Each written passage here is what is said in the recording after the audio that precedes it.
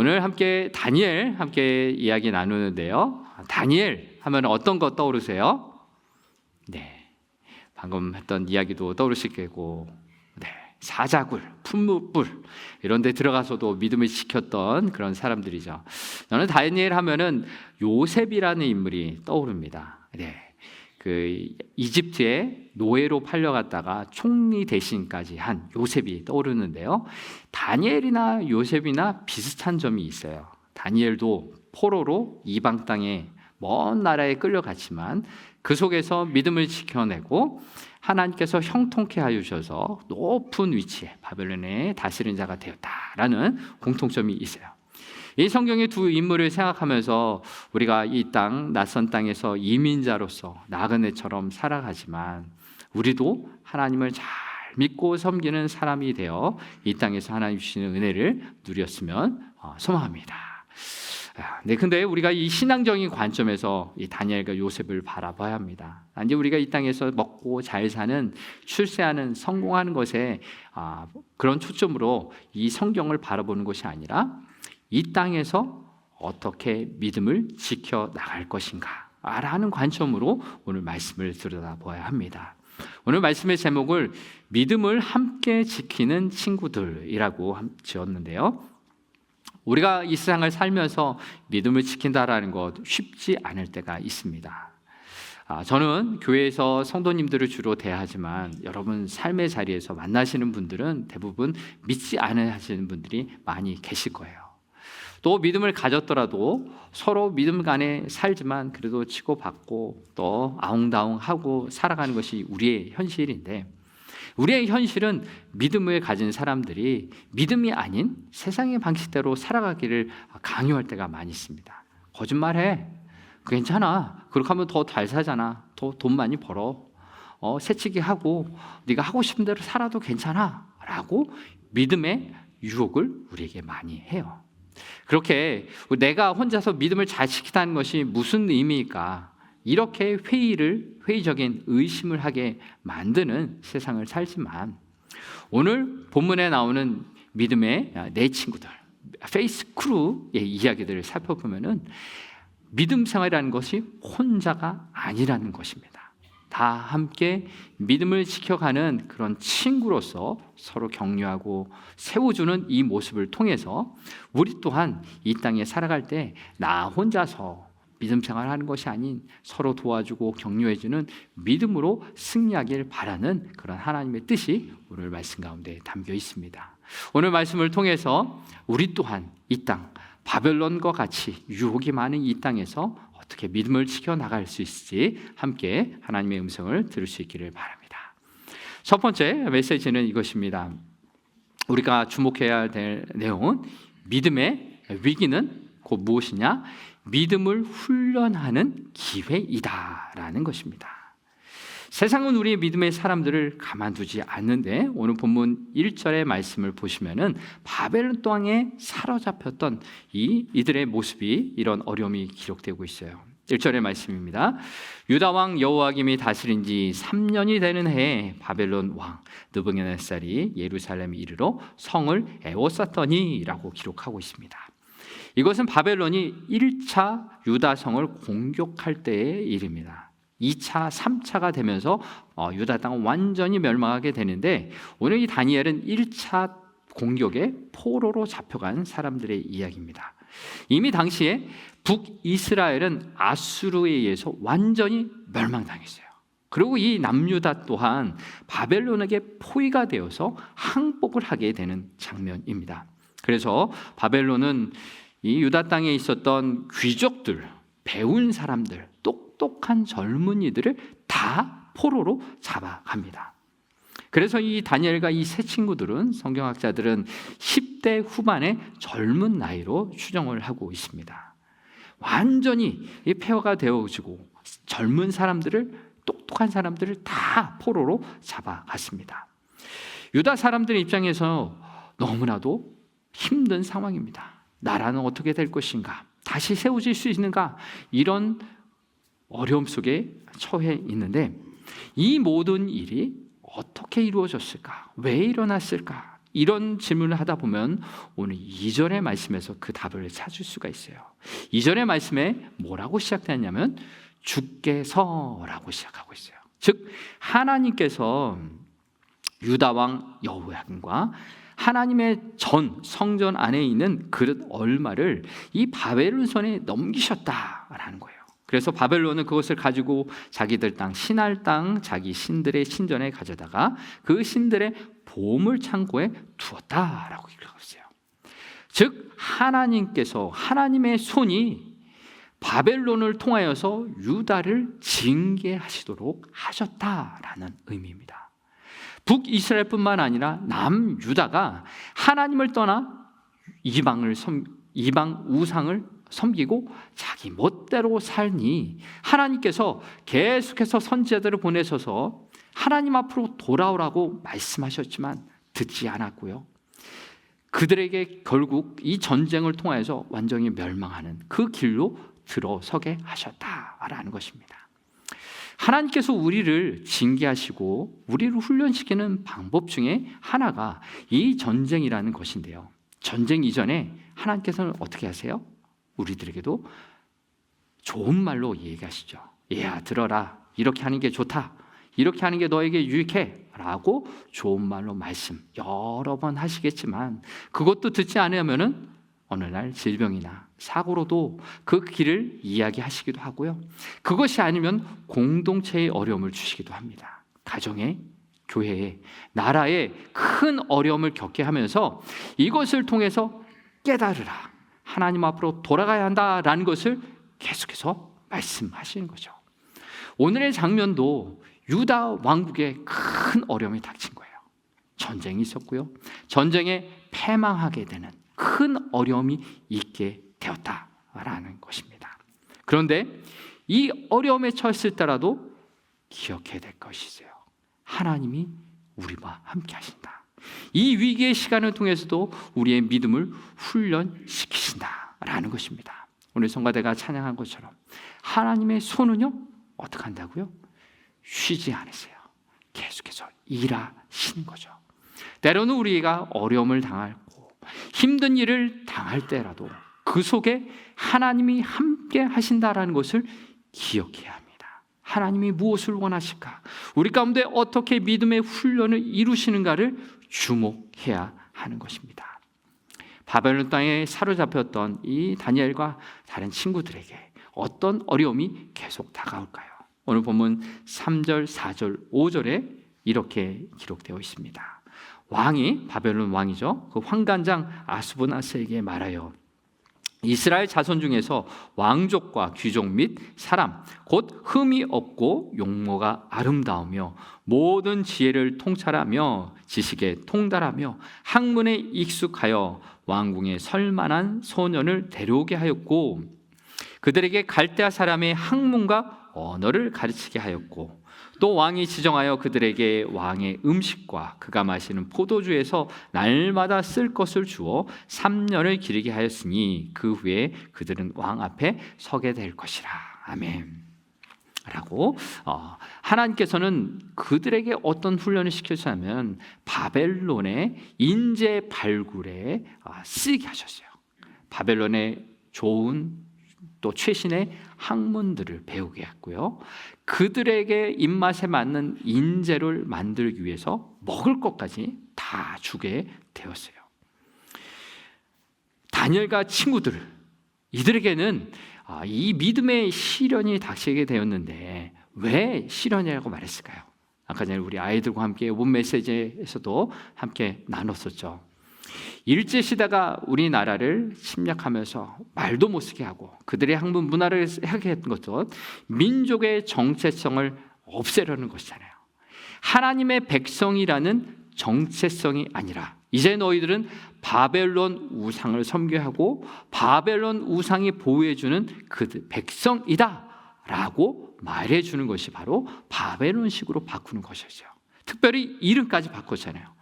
다니엘이라는 이름의 뜻이 하나님은 나의 심판자이시다, 하나님을 늘 기억하는 그 이름을 주셨는데 바벨론은 벨드사살, 벨이 보호한다, 벨이라는 바벨론 우상이 너를 보호하는 거야 라는 것을 알게끔 하기 위해서 벨드사살이라는 이름을 붙여줬던 것입니다.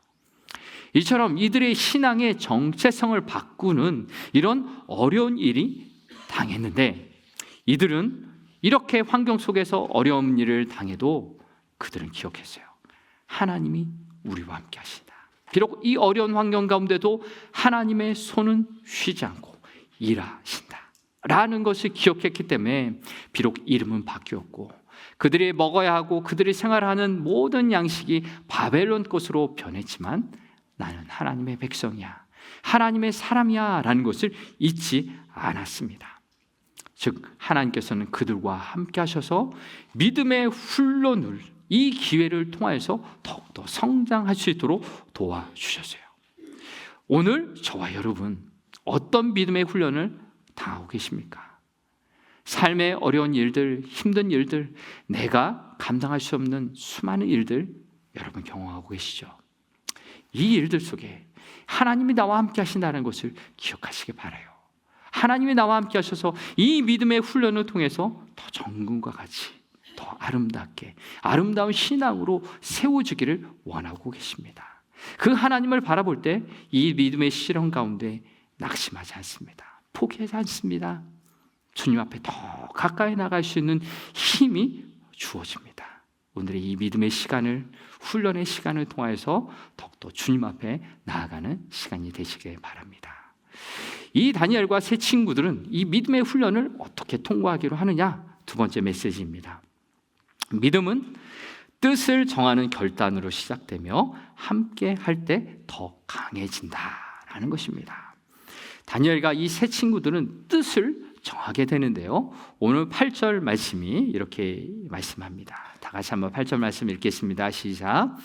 다니엘은 뜻을 정하여 왕의 음식과 그가 마시는 포도주로 자기를 더럽히지 아니하리라 하고 자기를 더럽히지 아니하도록 환관장에게 구하니. 아멘.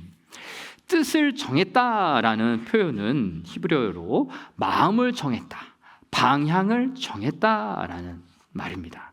즉 왕이 주는 음식, 고깃덩어리, 포도주, 정말로 먹고 싶은 음식입니다. 남들은 먹지 못할, 포로로서, 노예로서 먹지 못할 그 음식 왕이 주니 먹으면 좋겠지만 나는 이것이 우상에게 드려졌던 제물이기 때문에 그것으로 나의 몸을 더럽힐 수 없습니다. 나는 그것을 먹지 않겠습니다 라고 뜻을 정했어요. 하나님의 백성으로, 하나님의 사람으로서 계속해서 살기로 방향을 정한 것입니다. 그렇습니다. 이 다니엘과 이 세 친구들은 그렇게 마음을 정했어요. 우리가 방금 읽은 8절에는 다니엘 혼자의 이름만 나왔지만 12절과 13절에는 이렇게 기록이 되어 있습니다.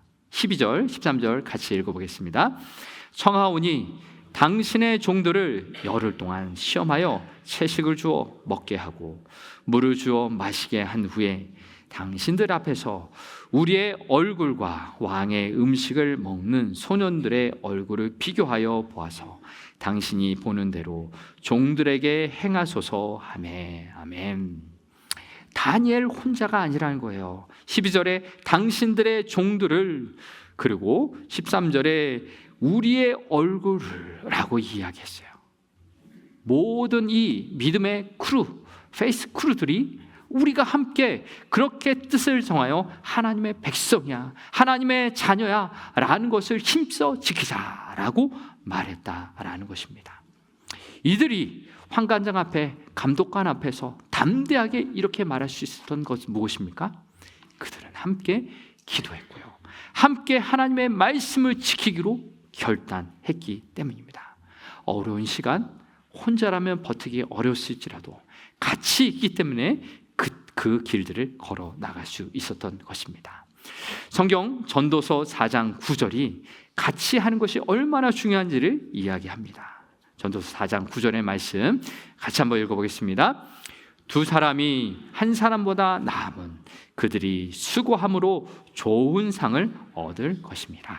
아멘. 그래요.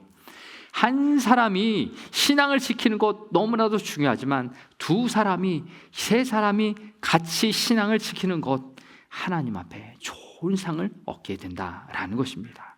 그래서 우리말에도 이런 말이 있습니다. 같이 해야 가치 있다라는 말이 있어요. 어떤 말이에요? 함께 같이 하면은 가치, valuable하다라는 이야기입니다.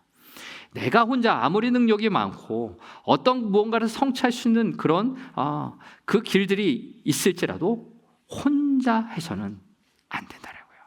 내가 오히려 그 능력이 있다면 그 능력으로 옆에 사람을 세워줘서 같이 그 목표에 이를 수 있도록 도와주는 것이 정말로 가치 있는 일이다라는 것입니다. 우리 한국 사람에게 이게 좀 부족한 것 같아요. 우리가 이 다민족이랑 살면서 보니까 어느 민족은 서로 막 끌어당겨주고 세워주고 칭찬해주고 격려해주고 하는 민족이 있는 반면에 우리 민족이 좀 배워야 되고 노력해야 될 것이 바로 이것이에요. 성경적인 관점, 한 사람보다 두 사람이 수고할 때 그 얻는 상이 있다라는 말씀을 기억하면서 우리가 믿음의 식구들과 또 한 가족됨과 또 한 민족이 된 이 우리가 서로를 세워주고 칭찬해주고 격려해주며 함께 믿음의 길을 걸어가는 것 정말로 필요합니다. 이 일들에 힘쓰는 우리 한인교회가 되길 바랍니다. 그렇습니다. 신앙생활이라는 것 우리 가정에서부터 시작되는 거죠. 여러분 가족을 한번 생각해 보세요.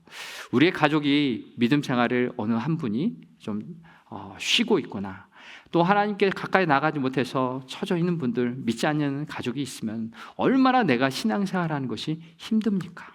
그런데 같이 기도해주고 같이 말씀으로 권면해주는 가족이 있다면 얼마나 힘이 돼요. 내가 어렵고 힘든 일이 있을 때 기도 제목을 나누고 같이 기도해주면서 그 길을 나갈 수 있는 부모요, 자녀요, 형제 자매가 된다면 정말로 이 길 속에 정말로 든든한 지지자를 얻게 되는 것이죠. 우리의 선교 동역자, 선교회 모임으로 오늘 모이시죠? 네, 선교회 모임도 그렇습니다. 내가 어떻게 살아가야 하는 그런 삶의 이야기도 꺼내놓을 때 우리가 함께 기도해 주는 거예요. 그리고 우리가 같이 가야 할 방향성, 우리를 통해서 하나님의 나라를 확장하시기를 원하시는 하나님의 그 운동이 우리가 선교회가 담당하고 있는 선교사님들, 그분들을 위해서 기도하는 것이고요. 그분들과 함께 믿음의 발걸음을 나아가는 것이 바로 선교의 목적입니다. 구역 예배도 마찬가지입니다. 구역 식구들이 함께 모여서 서로 격려해 주는 것, 말씀으로 한번 살아보자, 어떻게 살았니? 질문해주고 용기를 주는 것, 바로 우리가 믿음의 크루라는 거예요. 함께 믿음의 동역자로 세워지는 이 시간을 통해서 하나님은 우리에게 상을 주시고 가치 있는 발걸음으로 한 걸음 한 걸음 나아갈 수 있게 해주는 줄 믿습니다. 운동할 때처럼 우리가 아까 전에 우리 중고등부 학생들 스케이트 타는 거 처음 타는 친구도 있고요, 잘 못하는 친구도 있지만 서로 함께 시간을 보내면서 손을 잡아주고 해보자, 가보자, 함께 가보자 라는 이 격려의 말들을 통해서 힘을 낼 수 있는 거죠. 우리 신앙의 생활, 단지 이 세상에서 성공하기 위해 돈을 잘 벌고 잘 먹고 그런 삶을 위한 것이 아닌 이 땅에서 하나님의 자녀로 잘 살아가기 위한 믿음의 경주를 잘 달려가기 위한 우리 믿음의 식구가 되길 바랍니다. 마지막으로 주시는 메시지는 이것입니다. 하나님은 믿음을 끝까지 지키는 자와 함께 하신다라는 내용입니다. 이 다니엘과 세 친구들이 믿음의 이 경주를 잘 달려갔어요. 3년간 열의 테스트를 거치고 3년간 물과 채소만 먹고 그들의 학문을 배웠을 때 그 결과가 어떻게 되었어요? 왕이 준 최고급 음식을 먹지 않아도 육신이 건강했을 뿐만 아니라 지혜롭고 총명했어요. 이 모든 것이 어떻게 된 일일까요? 바로 하나님께서 지혜를 주셨기 때문입니다. 다니엘 1장 17절, 20절에 이렇게 기록을 하고 있습니다. 하나님이 이 네 소년에게 학문을 주시고 모든 서적을 깨닫게 하시고 지혜를 주셨으니 다니엘은 또 모든 환상과 꿈을 깨달아 알더라. 학문과 언어를 뛰어나게 하셨고 지혜를 주셨고 특별히 다니엘에게는 꿈을 해몽할 수 있는, 환상을 해몽할 수 있는 그런 능력까지 허락해 주셨다라는 거예요. 또 20절의 말씀이 이렇습니다. 왕 앞에 불려서 테스트를 받는 때 왕이 그들에게 모든 일을 묻는 중에 그 지혜와 총명이 온 나라 박수와 술객보다 10배나 나온 줄 아니라. 아멘. 바로 하나님께서 귀한 은혜를 주셔서 모든 사람보다 10배나 뛰어난 능력을 얻게 되었다라는 것입니다. 여기서 중요한 것은 무엇입니까? 이 모든 것을 누가요? 하나님이 허락해 주셨다라는 것입니다. 바로 하나님이 함께하여 주시는 그 인생이었기 때문에 형통한 인생을 걷게 되었어요. 형통이란 무엇입니까? 잘 먹고 잘 사는 것이 아니라 하나님과 함께 살아가는 거죠. 다니엘과 이 세 친구들이 하나님을 떠나지 않고 하나님의 말씀대로 살기를 결단했을 때 하나님도 그들과 함께 하셨어요. 하나님이 함께하여 주시는 그 형통한 인생을 걸어갈 수 있었던 것입니다. 이들은 세상이 원하는 세상의 스펙을 쌓는 그런 길로 노력했던 것이 아니라 오직 하나님의 말씀에 따라 하나님의 음성에 따라 걸어가는 그 길을 걸어갔고요. 내 인생의 주인이 하나님이심을 알고 주인이 원하시는 삶을 살게 되었던 것입니다. 그래서 뜻을 정했다라는 것. 고기를 먹고 포도주를 먹는 것 더 유혹적이고 더 하고 싶은 것이었지만 이것이 세상의 방식이니 세상을 따르지 않겠어. 나는 하나님이 정하신 백성으로 그 길을 걷겠어 라고 이 외로운 길이고 편하지 않고 험한 길을 걸어갔지만 그러나 그 길 가운데 하나님이 함께 하셨다는 거예요. 하나님이 함께 하셨기 때문에 그들의 인생은 형통한 길이 되었던 것입니다. 오늘 말씀을 마무리하면서 이런 예화가 있습니다. 예일대 교육학 박사 학위를 얻고 또 예일대 교수를 하시는 단 바틀렛이라는 분이 있어요. 이분이 요즘 분은 아니시고 좀 오래된 분이신데 옛날에 이 미국에서 흑인으로 이렇게 유명하게 된 분은 흔치가 않습니다. 흑인이었기 때문에 또 그의 외모가 입이 좀 이렇게 장애를 갖고 있는 언챙이셨고 또 귀 밑에 혹이 달려 있었어요. 부모조차도 그 아이의 외모 때문에 이렇게 사랑하지 않았었고 또 친구들의 놀림을 받았었고 자라면서 그 자존심도 다 무너지는 그런 사람이었어요.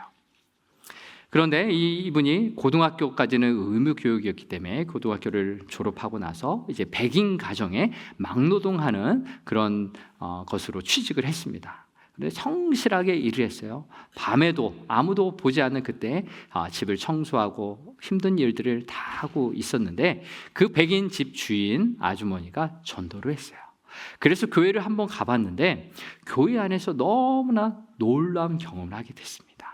자기의 인생 가운데 아무도 나를 사랑해 주지 않고 따뜻한 인사해 주지 않았는데 교회에 가니 하나님이 나를 사랑해 주신다라는 것을 깨닫게 되었던 거예요. 하나님의 사랑이 얼마나 큰지 그 아들 예수 독생자 예수님을 나를 위해 내 죄를 대신해서 죽게 하셨다는 것, 나를 살리시기 위해서 그 사랑을 베푸셨다는 것을 깨닫자 그가 결심을 했어요. 마태복음 28장 20절에 나온 것처럼 내가 세상 끝날까지 내가 너와 함께 하겠다라는 말씀을 듣고서 읽고서 하나님이 나와 함께 하신다고 하니 나도 하나님을 떠나지 않겠습니다 라고 결심을 하게 됩니다. 그리고 그에게 새로운 도전이 열렸어요. 열심히 공부를 했어요. 그리고 교육학 박사를 얻게 되고 교수까지 하게 되는데 박사 학위를 받게 되는 날 여러 사람들이 축하하면서 물어봤어요. 박사 학위를 받게 되니 너무나 감격스럽지 않습니까? 그런데 그가 대답했던 것, 내가 감격스러운 것은, 내가 기쁜 것은 박사 학위를 받아서가 아니라 하나님이 나와 함께 하신다는 그 사실, 그것이 너무나도 감사합니다, 감격스럽습니다 라고 이야기를 했습니다. 그렇습니다. 이 세상 살아가면서 우리의 삶, 하나님이 나와 함께 하신다라는 것을 기억하고 살아갈 때 우리는 살아갈 이유를 발견해요. 살아갈 목적을 발견하게 되는 것입니다. 사랑하는 성도 여러분, 우리의 삶 속에서 힘들고 어려운 일들이 계속해서 찾아옵니다. 넘어가도 계속되는 어려움들이 다가오잖아요. 그 속에 우리와 함께해 주시는 예수님이 계심을 믿습니다. 그 예수님이 나와 함께 하시기에 내가 이 믿음의 생활 잘 달려갈 수 있도록 믿음의 주여 우리를 온전케 하여 주시는 주님을 계속해서 바라보시는 우리가 되길 바랍니다. 그 예수님을 바라보는 그 예수님이 나의 친구가 되셔서 함께 하시는 그 사람은요, 이제 내 옆에 있는 가족에게, 내 옆에 있는 믿음의 사람들을 세워주는 친구로 성장하게 됩니다. 내가 여전히 부족하고 내가 여전히 힘이 없을지라도 내게 붙여주신 한 사람, 나의 가족과 이웃들, 믿음의 식구들, 내게 붙여주신 페이스 크루입니다. 내가 함께, 저들과 함께, 나도 연약해서 마치 레드 나무가 그 뿌리를 옆으로 결쳐놓고 다른 뿌리들도 같이 힘을 합치고 손을 잡고 있을 때 아무리 힘들고 어려운 일이 닥쳐도요, 쓰러지지 않습니다. 강한 비바람이 몰아쳐도 결코 넘어지지 않는 믿음의 사람으로 우뚝 서게 됩니다. 우리 모두 성도님들이 그렇게 내가 하나님께서 세우신 믿음의 사람이야, 나와 함께 해주시는 예수님을 경험하고 또 우리 옆에 있는 사람과 함께 힘을 잡고 손을 잡고 그 믿음의 길을 잘 달려가는 우리 모든 성도님 되시길 주의 이름으로 축복합니다.